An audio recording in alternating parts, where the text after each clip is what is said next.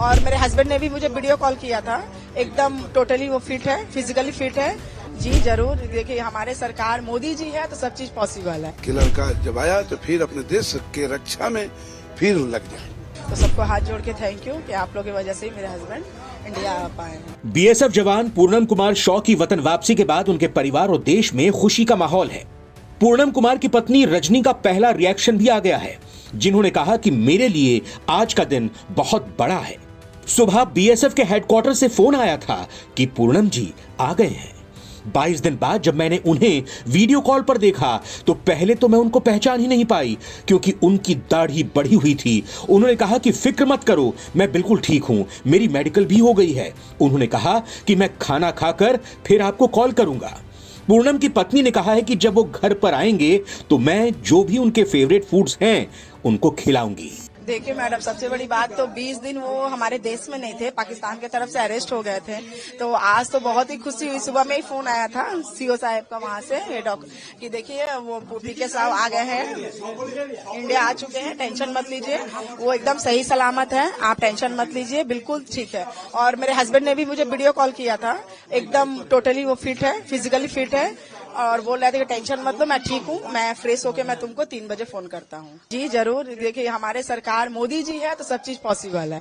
क्योंकि देखिए जो 22 तारीख को जो पहलगाम अटैक हुआ था, उन्होंने 15 से 20 दिन में जो ऑपरेशन सिंदूर करके सबके सुहाग का बदला लिया, जिसका नाम रखा गया था ऑपरेशन सिंदूर। उसके 3 से 4 दिन बाद मेरे सुहाग को उन्होंने रिटर्न लाया है, तो मैं उनको हाथ जोड़ कर बहुत बहुत धन्यवाद देना चाहती हूँ। रजनी ने आगे कहा कि मैं बहुत खुश हूं, कहीं ना कहीं हम लोगों ने आशा ही छोड़ दी थी कि इतने दिन हो गए हैं, आखिरकार सीज फायर हुआ और वो 3 दिन के अंदर ही वापस आ गए। मैं हाथ जोड़कर सभी को धन्यवाद कहना चाह रही हूं। मुझे बोला गया था कि आपके पति आ जाएंगे तो आपको बुलाया जाएगा, अगर मुझे बुलाया जाता है तो मैं जरूर जाऊंगी। मैं जो आज 23 तारीख से पाकिस्तान का कब्जा में था, आज 23 दिन के बाद 24वां दिन जो हुआ, हमें लड़का को केंद्र सरकार, राज्य सरकार सभी मिलकर हमें लड़का को पाकिस्तान से रिलीज कराया और रिलीज कराकर इंडिया में लाया। इन लोगों को धन्यवाद देते हैं, धन्यवाद देते हैं। और हम फिर चाहते हैं कि लड़का जब आया तो फिर अपने देश के रक्षा में फिर लग जाए। आपको बता दें कि जब बीएसएफ जवान पूर्णम कुमार पाकिस्तान में थे तो उस दौरान उनकी पत्नी पठानकोट और फिरोजपुर में बीएसएफ के कमांडर से भी मिली थी। उनकी पत्नी प्रेग्नेंट है, बावजूद इसके वो अपने पति की सकुशल वापसी के लिए कोशिशें कर रही थी। अब उनकी मांग पूरी हो गई है। पूर्णम कुमार पश्चिम बंगाल के हुगली में रिशड़ा के रहने वाले हैं। जवान की सुरक्षित रिहाई इतनी आसान भी नहीं रही, इसके लिए बहुत कोशिश की गई।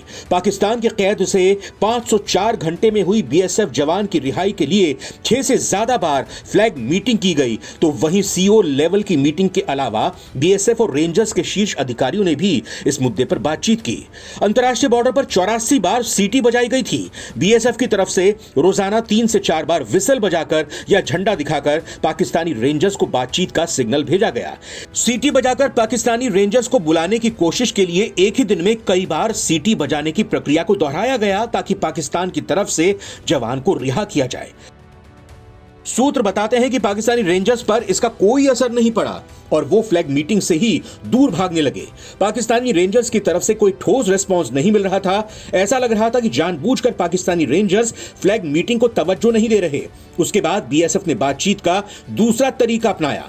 बीएसएफ जवान की रिहाई सुनिश्चित कराने के लिए डिप्लोमेटिक चैनल की भी मदद लेने की बात सामने आई है। डीजीएमओ की बैठक में यह मुद्दा उठाया गया। फाइनली ये बात तय हो गई थी कि पाकिस्तानी रेंजर्स के लिए लंबे समय तक बीएसएफ जवान को अपने कब्जे में रखना संभव नहीं होगा और आखिरकार जवान की सुरक्षित वतन वापसी हो ही गई। नवभारत टाइम्स की रिपोर्ट।